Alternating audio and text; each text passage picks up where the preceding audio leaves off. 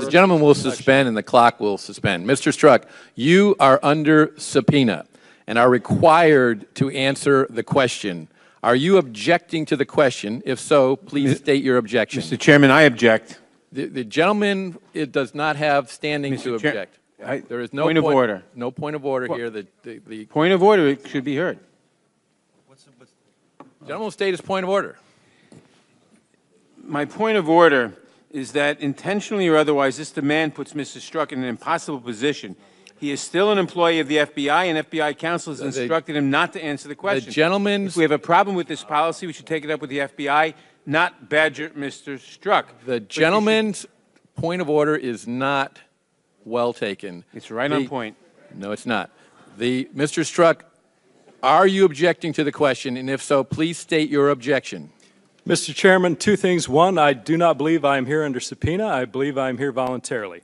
Second, I will not, based on direction of the FBI to me, based on that, I will not answer that question because it goes to matters which are related to the ongoing investigations being undertaken by the Special Counsel's Mr. Struck, office. you have not stated a valid legal basis for not responding to a question directed to you by a member of the United States House of Representatives, and you are overruled. Point of order, Mr. Chairman. Let me continue. Your testimony is essential to this hearing and to our oversight and information gathering functions with regard to the actions taken and decisions made by the Department of Justice and the Federal Bureau of Investigation in 2016 and 2017. I am specifically directing you to answer the question in response to our subpoena, notwithstanding your objection. Point of order, Mr. Chairman. Mr. Struck, please be advised that you can either comply with the committee's directive to answer the question or refuse to do so, the latter of which will place you at risk of a contempt citation and potential criminal liability. Point of order. Do you understand that? Point of order, Mr. Chairman. The question is directed to the witness. And I have a point of order before he answers the question. The point of order is not well taken until... You don't know what the point of order is. You can't say it's not well taken. The point of order, the witness will answer the question. Mr. Chairman, I raise my point of order and I insist on it. What is the point of order? The United States Attorney's Manual instructs department personnel not to respond to questions about the existence of an ongoing investigation or comment on its nature or progress. In a letter to Congressman John Linder in 2000, referred to as the Linder letter, the department made this policy explicitly applicable to requests from Congress. Quote, although Congress has a clearly legitimate interest in determining how the department enforces statutes, congressional inquiries during the pendency of a matter pose an inherent threat to the integrity of the department's law enforcement and litigation functions, unquote. Therefore, the question being directed at the witness is out of order. The witness's declination to answer it as against the instructions of the FBI pursuant to FBI policy, which is necessary so as not to allow us to subvert an ongoing criminal investigation, he is right. And he should not answer the question. The gentleman has not stated a valid point of order. order. The ruling of the chair in that case. Nonetheless, the United States Supreme Court has recognized that it is unquestionably the duty of all citizens to cooperate with the Congress in its efforts to obtain the facts needed for intelligent legislative action. It is their unremitting obligation to respect the dignity of the Congress and its committees and to testify fully with respect to matters within the province of proper investigation. Mr. Chairman, Mr. Chairman, you know, or we all know, that if we were to ask a question of a witness about a military secret, if we were to ask him, how does the H-bomb work, he could not answer that question. This is the same thing. That is a classification issue, not an issue of whether or not this is a valid question for which... I appeal the ruling of the chair. It's not a point of order. He has ruled that it's not a point of order. That is not a ruling. Mr. Struck? Mr. Chairman, I insist on my point of order, and I insist on Mr. Struck, appealing the ruling of the chair. Mr. Struck, knowing the advice that Point I of order, have given Mr. you, Chairman. Point of order. I believe there's a point of order that's been raised, and you've ruled. We have a right now to answer Mr. Nadler's. it is not a valid point of order. The chair You has can't just already repress it, on that Mr. Chairman, question, because you don't. On that ruling. Point of order, Mr. Chairman. Mr. Struck. Mr. Chairman, I appeal the ruling of the chair that you have just made on that, on whether the... You have not stated a valid point of And order. that is your ruling, and I appeal it. That is not an appealable. Point of order. I Yes, it appeal is, the Mr. decision Chairman. that that's Appealing not the ruling appealable. of the chair is exactly what he's requesting. He's appealing it. That requires a vote to either sustain it or overrule it. The gentleman from New York has not cited a rule of the House that is being violated. Therefore, it is not a point of order. That's your appeal ruling. that He's ruling of appealed the it. chair. Mr. Chairman, is it not appropriate to also interject the attorney-client privilege, which cannot be overridden, and is a rule of the House to the the extent that gentlewoman witnesses will have the right suspend- to an attorney-client privilege in this House? Mr. And that is what this witness is asserting, Mr. attorney-client Strzok, privilege, and Mr. he has been Strzok, advised not to answer The the gentlewoman question. will suspend. The gentleman has not raised the attorney-client privilege. He has said that he's been instructed by the FBI not to answer the question. Now, By lawyers. he knows the advice I have just given him. If he would like, I'll restate it. But knowing this, will you answer the committee's question as directed, or do you refuse to answer the committee's question? And I Point of insist on parliamentary appealing inquiry, the ruling Mr. of the Chairman. chair that Point my of parliamentary order was inquiry. not in order. Point of parliamentary inquiry, Mr. Chairman. The gentleman from South Carolina has the time. A parliamentary inquiry is not in order during the gentleman's time. The chair is instructing the witness to answer the question, and the question to you is, Mr. Chairman. will you answer the committee's question as directed, or do you refuse to answer the committee's question? Mr. Chairman, I move to adjourn. Second. You're not recognized for that purpose. Mr. Chairman, I think you have no choice but to recognize such a motion. I do not have. It's Mr. Gowdy's time. It's not. Are you just going to make up rules as we go along? Is that... The motion is not in order during the time controlled by the gentleman from South Carolina. I appeal that ruling of the chair. Mr. Strzok, will you Chairman, I answer? appeal your ruling of the chair that my motion to adjourn is not in order. The gentleman is not in order. That may be, but I appeal your ruling. The gentleman is not recognized. Just take back over your time and just fire away. Knowing this, will you answer the committee's question as directed, or do you refuse to answer the committee's question? Mr. Chairman, as you know, counsel for the FBI has directed me not to answer questions about the ongoing investigation. As you also know, counsel for the FBI is sitting here behind me. May I consult with them? You may consult with your own counsel. But I may not consult with the FBI's counsel? Only with your own counsel. Mr. Chairman, there's no basis for that. He can consult with the FBI counsel. He's an FBI employee. The gentleman is not recognized. And the chairman is not being proper. The chairman is being proper. The witness can't be directed not to confer with his attorney. The FBI is not his attorney. His attorney is seated behind him. If he wishes He's an to consult employee with of his the attorney, FBI, as Mr. he's already done, he may do so. And his attorney may consult with the FBI attorney? Isn't the privilege that of the FBI, and shouldn't the FBI counsel be solicited on that point? You just take back over right now. Just let Trey have it. Let Trey. Let's get this out. Let's just get this out, and then we'll go back to Mr. Gowdy. Mr. Chairman, my counsel has reiterated that counsel for the FBI has directed that I may not answer that question. Mr. Strzok, in a moment we will continue with the hearing, but based on your refusal to answer the question at the conclusion of the day, we will be recessing the hearing, and you will be subject to recall to allow the committee to consider proceeding with a contempt citation. A point of order, Mr. Chairman. Will the committee also consider contempt for Mr. Bannon, who refused to answer Mr. Gowdy's questions when he was actually under subpoena? That is gonna happen not a too? proper point of order in this hearing. Parliamentary inquiry. Mr. Gowdy, do you remember Parliamentary inquiry. The you remember time that? is controlled by the gentleman from Parliamentary inquiry. A parliamentary inquiry is Mr. not Bannon in wouldn't order answer your when the questions gentleman under subpoena, from Mr. South Gowdy. Carolina controls the time. Agent Strzok, just so the record's clear, because it's been a little while, I didn't ask you the content of those interviews. I didn't ask you the names of who you interviewed. I asked you whether or not you interviewed anyone from July the 31st until August the 8th. And I find it interesting that the FBI will tell us no interviews were conducted before July 31st. That apparently doesn't impact an ongoing probe. But between July 31st and August 8th, it does. Here's the good news. I already know the answer to it.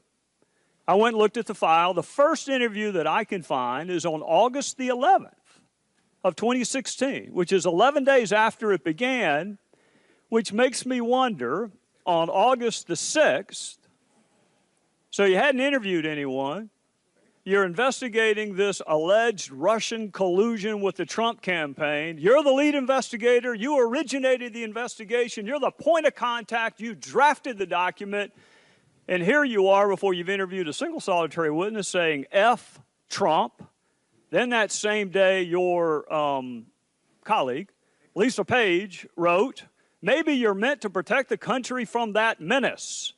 And you responded, I can protect the country at many levels. We're not even a week into an investigation that you originated, approved, were the contact for. You hadn't interviewed a single solitary soul until August 11th, and you're already promising to protect the country from that menace, Donald Trump. And then on August the 8th, you still hadn't interviewed anyone. You're 8 days into your Russian collusion with the Trump campaign investigation, and you got another text from your colleague, Lisa Page. Trump's not ever going to become president, right? Right? And you replied, no. No, he's not. We'll stop it. By the time you promised to stop him from becoming president on August the 8th, how many interviews had you conducted?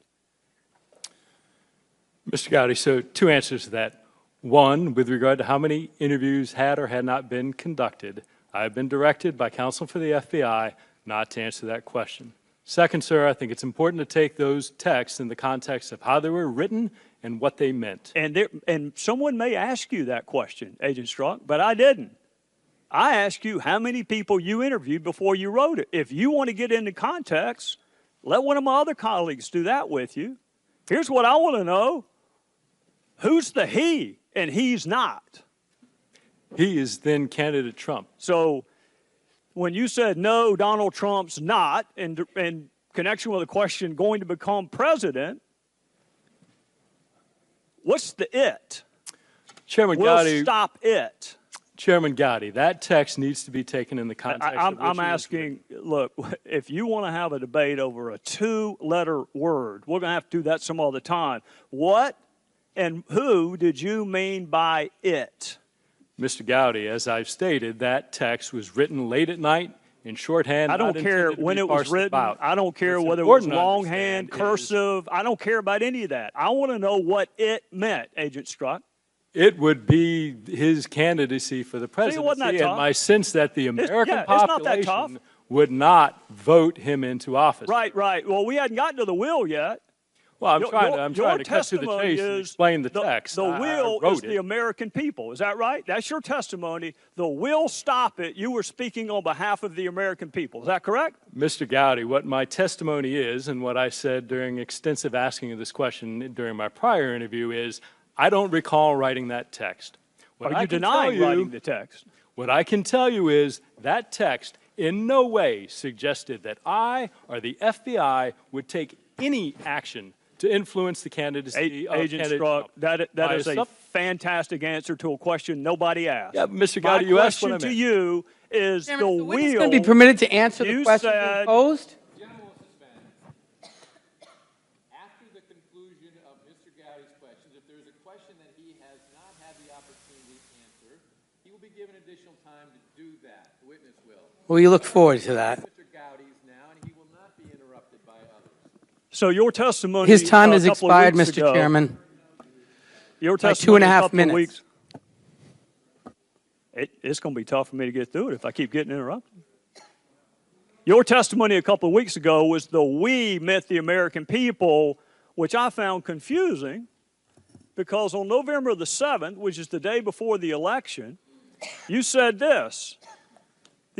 You were concerned that those same American people that you were speaking on behalf of might actually elect Donald Trump president. So you said, OMG, this is effing terrifying. I think we know what effing means. I'm pretty sure we have OMG down too. What was terrifying about those same American people you trusted to stop him in August, not stopping him in November? What was so terrifying about that, Agent Strzok? Mr. Gowdy, I do not have a copy of the transcript. We have not been provided that transcript. It's your text. It's not the transcript, it's your text. Mr. Gowdy, what I would say in that is, one, I was not referring to the American electorate at all. The American electorate I respect in their decisions, and their right to vote is absolutely a cornerstone of our democracy. So at no time did I insult or call into question the judgment or the power of the American electorate. What I was expressing in that text is my personal belief and my personal sense of how I saw and what I believed in the potential upcoming administration. And see, that's what I find so confounding, because in August you blamed the we on the American people, that the American people would stop it, because you don't want it to be you and Lisa Mr. Page, Chairman, and you don't want it to be the FBI. Are we not given 5 minutes to answer questions? We have indulged this harassment 9 minutes. The This chair, Judiciary and the Oversight Committee, I thought the gentlewoman will suspend. The chair, in agreement with the ranking members of both committees, agreed that there would be liberality in the questioning by the chairman and the ranking members of each committee. The gentleman will continue. What I find confounding, Mr. Chairman, Agent we Strzok, expect that liberality on every one of our questionings. what I find confounding, Agent Strzok, is you were counting on the American people. That was the we you referenced in August when you said, we'll stop it. But the American people didn't stop it. He actually won. So then we go to March of 2017, and you're already talking longingly about him resigning. And then we go to the day that Special Counsel Mueller, well, before we go to that, that's March of 2017. March of 2016, you wrote, God, Hillary should win 100 million to 0. And I'm assuming Hillary would be former Secretary of State Hillary Clinton? That's correct. All right. In March of 2016, weren't you investigating her for potential mishandling of classified information? We were. Had you interviewed her yet? No. Had you interviewed more than 30 other witnesses that wound up being interviewed? I would have to check the case file, but I'll take your representation. Well, if she had said something incriminating in your interview that took place months later of her, would she have won 100 million to 0 then? Likely not, no. Well, then why wouldn't you wait until the investigation was over before you have her the nominee and winning a general election against an opponent that hadn't even been named yet? 100 million to 0, Agent Strzok? That's how bad she should win? Mr. Gowdy, those personal expressions of my observing the political process of the presidential primaries had no bearing on my actions of any investigation, to include the investigation of Secretary Clinton. You couldn't think of or anybody else. Sir, you couldn't think of a single person that would not vote for Hillary Clinton for president? 100 million to 0, Agent Strzok? Sir, that was clearly hyperbole, which I... Well, let's say it was hyperbole. Let's divide it by 10. How about we say it was hyperbolic and divide it by 10? 100 million divided by 10, I'm pretty sure is 10 million. 0 divided by 10 is still 0. You couldn't think of a single solitary person that was going to vote for her for president before you interviewed her and while you were supposed to be investigating her. Congressman, clearly that's not the truth. Clearly I could envision millions of Americans who are likely and did vote for then candidate. Well, you wrote it. My point, sir. Did you write it? Did you write that text? I did write that, sir. Okay. Were you under duress? Political expression engaging in hyperbole. Were you under duress? Asked and answered over and over again. The gentlewoman will suspend. The gentleman from South Carolina controls the time. All right, we're going to go into one other time period. May 17th, 2017, Bob Mueller is appointed.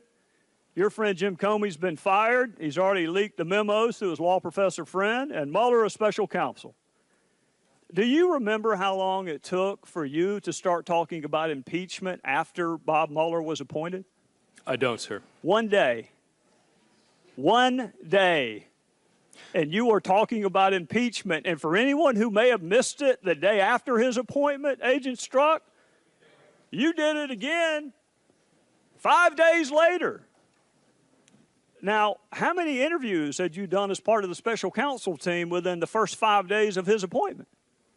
Sir, again, same answer as before. I can't get into details. Right, and the answer is also the same. It's 0. No interviews have been done. I don't know if that's true or not. No interviews had been done by August the 8th when you're talking about stopping him and how terrifying it would be for him to win and how you can protect the country. And no interviews have been done before you're talking about impeachment of the president. But no wonder Chairman. Bob Mueller kicked you off of the investigation, Agent Strzok. My question is, if you were kicked off when he read the text, shouldn't you have been kicked off when you wrote them? Not at all. Well, it wasn't the discovery of your text, Mr. Strzok. It was the existence of your bias that got you kicked off. No, Mr. Gowdy, it wasn't. I do not have bias. My personal opinions in no way. Well, then have why did ever you get kicked impacted off? Chairman Why'd you get kicked off? Mr. Gowdy, my understanding of why I was kicked off was that based on understanding of those texts and the perception that they might create is Well, something that hang on a Special second, Counsel Agent Mueller, Strzok. Hang on a second. extraordinary Perception. integrity. You're saying it was the perception. There are 13 Democrats on the special counsel probe, including one who went to what he hoped was a victory party. That's a perception problem, too. They weren't kicked off. You were. Why were you kicked off? Mr. Gowdy, I cannot speak to Special Counsel Mueller's How long staffing did you talk to decisions him? or Please the let him reasons why he did or didn't. How long did you talk to him when he let you go? Witness answer the question. Witness will be afforded the opportunity to answer the question if there is a question he wants to answer after Mr. Gowdy's time. My recollection, it was a short meeting, somewhere between 15 to 30 minutes, probably around 15 minutes. And your testimony is Bob Mueller did not kick you off because of the content of your text. He kicked you off because of some appearance that he was worried about. Sure. My testimony, what you asked and what I responded to, was that he kicked me off because of my bias. I'm stating to you it is not my understanding that he kicked me off because of any bias, that it was done based on the appearance. If you want to represent what you said accurately, I'm happy to answer that question, but I don't appreciate what was originally said being changed. I don't give a damn what you appreciate, Agent Strzok. I don't appreciate having an FBI agent with an unprecedented level of animus working on 2 major investigations during 2016. The chair recognizes the gentleman from Maryland, Mr. Cummings. Oh, point of order, Mr. maybe the Chairman, witness can I be permitted respond to to answer some of the the questions comments that you promised him he would have an opportunity to answer? Does We the gen- endured does the 15 gentleman- minutes of badgering of the witness. Can he be allowed now to answer as you promised, Mr. The Chairman? gentleman will suspend. The witness at any time can ask for additional time to respond to any member's question if the time has been You ended. said you were going to give him that opportunity at the end. I am of- giving him that opportunity. Mr. Chairman, may I respond to? Yes, you may. Mr. Gowdy. Sir, I think it's important when you look at those texts that you understand the context in which they were made and the things that were going on across America. In terms of the text that we will stop it, you need to understand that that was written late at night, off the cuff, and it was in response to a series of events that included then-candidate Trump insulting the immigrant family of a fallen war hero. And my presumption, based on that horrible, disgusting behavior, that the American population would not elect somebody demonstrating that behavior to be President of the United States. It was in no way, unequivocally, any suggestion that me, the FBI, would take any action whatsoever to improperly impact the electoral process for any candidate. So I take great offense and I take great disagreement to your assertion of what that was or wasn't. As to the 100 million to 1, that was clearly a statement made in jest and using hyperbole. I, of course, recognize that millions of Americans were likely to vote for candidate Trump. I acknowledge that is absolutely their right. That is what makes our democracy such a vibrant process that it is. But to suggest somehow that we can parse down the words of shorthand textual conversations like there's some contract for a car is simply not consistent with my or most people's use of text messaging. I can assure you, Mr. Chairman, at no time in any of these texts did those personal beliefs ever enter into the realm of any action I took. Furthermore, this isn't just me sitting here telling you, you don't have to take my word for it. At every step, at every investigative decision, there are multiple layers of people above me, the assistant director, executive assistant director, deputy director, and director of the FBI, and multiple layers of people below me, section chiefs, supervisors, unit chiefs, case agents, and analysts, all of whom were involved in all of these decisions. They would not tolerate any improper behavior in me any more than I would tolerate it in them. That is who we are as the FBI. And the suggestion that I, in some dark chamber somewhere in the FBI, would somehow cast aside all of these procedures, all of these safeguards, and somehow be able to do this is astounding to me. It simply couldn't happen. And the proposition that that is going on, that it might occur anywhere in the FBI, deeply corrodes what the FBI is in American society, the effectiveness of their mission, and it is deeply destructive.